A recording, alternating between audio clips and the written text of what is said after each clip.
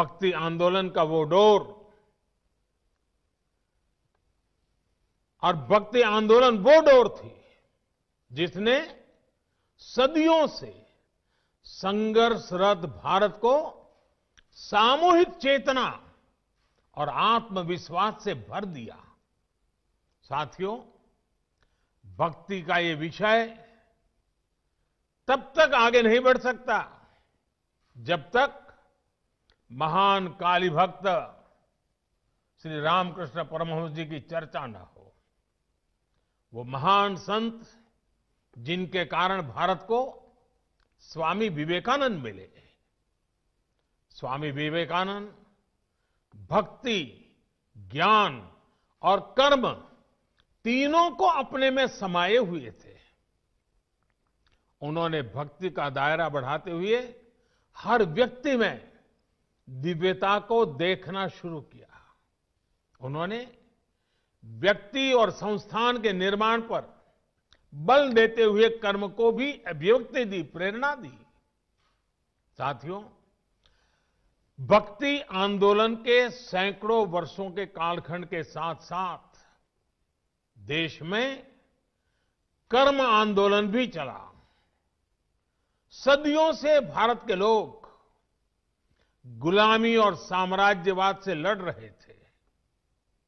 चाहे वो छत्रपति शिवाजी महाराज हो, महाराणा प्रताप हो, झांसी की रानी लक्ष्मीबाई हो, कित्तूर की रानी चेन्नम्मा हो या फिर भगवान बिरसा मुंडा का सशस्त्र संग्राम हो, अन्याय और शोषण के विरुद्ध सामान्य नागरिकों के तप, त्याग और तर्पण की कर्म कठोर साधना अपने चरम पर थी।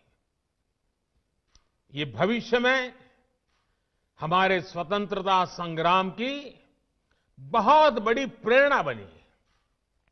साथियों, जब भक्ति और कर्म की धाराएं पूर्वहार थी तो उसके साथ साथ ज्ञान की सरिता का ये नूतन त्रिवेणी संगम आजादी के आंदोलन की चेतना बन गया था। आजादी की ललक में भाव भक्ति की प्रेरणा भरपूर थी।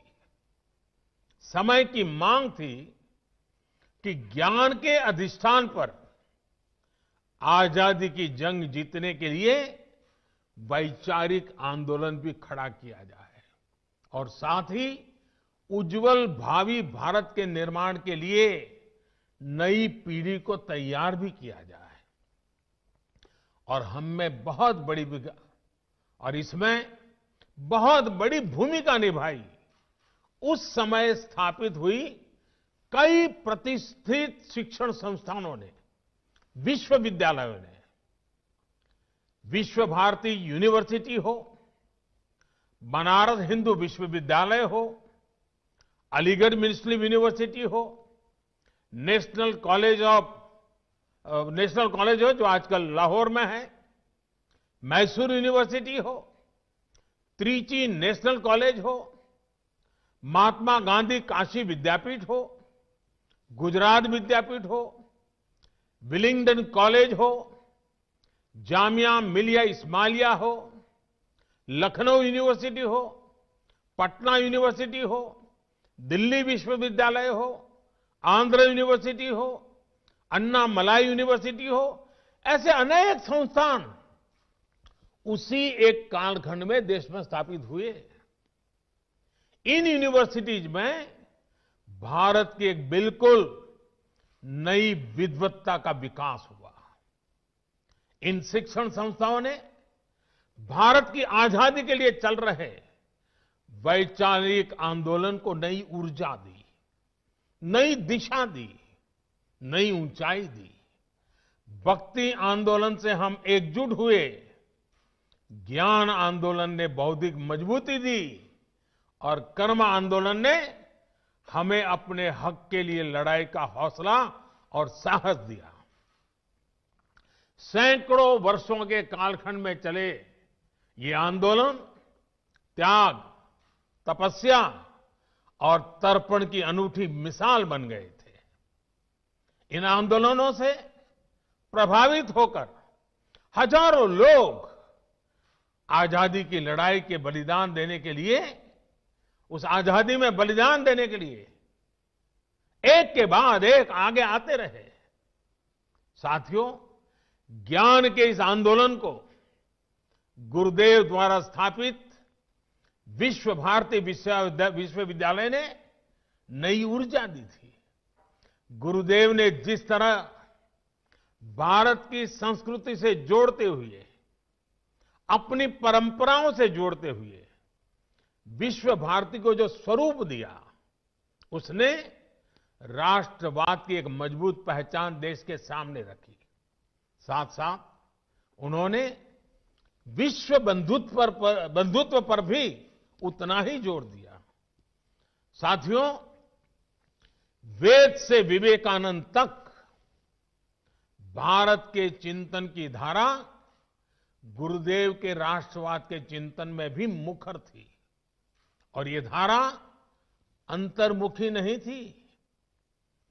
वो भारत को विश्व के अन्य देशों से अलग रखने वाली नहीं थी। उनका विजन था कि जो भारत में सर्वश्रेष्ठ है, उससे विश्व को भी लाभ हो, और दुनिया में अच्छा है, भारत उससे भी सीखे। आपके विश्वविद्यालय का नाम ही देखिए, विश्व भारती। मां भारती और विश्व के साथ समन्वय।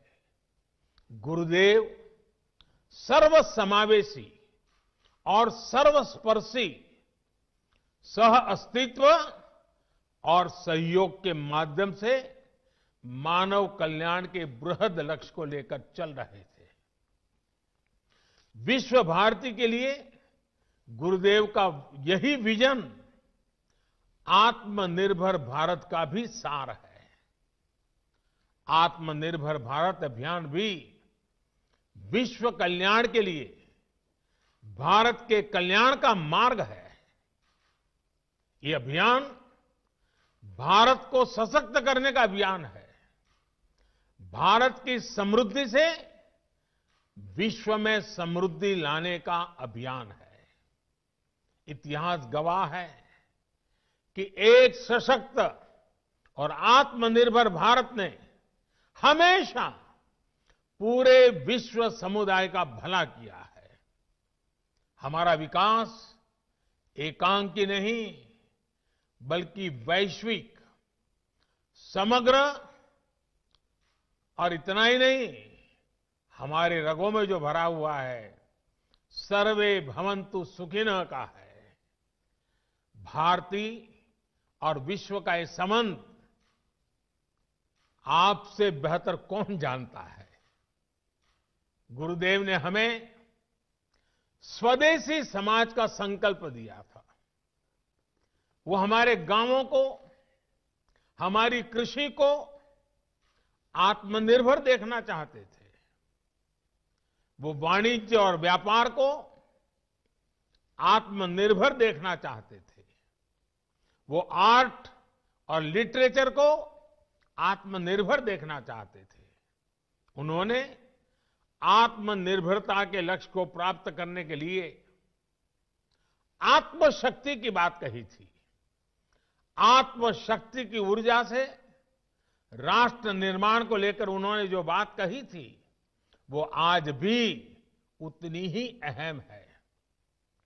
उन्होंने कहा था, राष्ट्र का निर्माण एक तरह से अपनी आत्मा की प्राप्ति का ही विस्तार है। जब आप अपने विचारों से, अपने कार्यों से, अपने कर्तव्यों के निर्वहन से देश का निर्माण करते हैं, तो आपको देश की आत्मा से ही अपनी आत्मा नजर आने लगती है।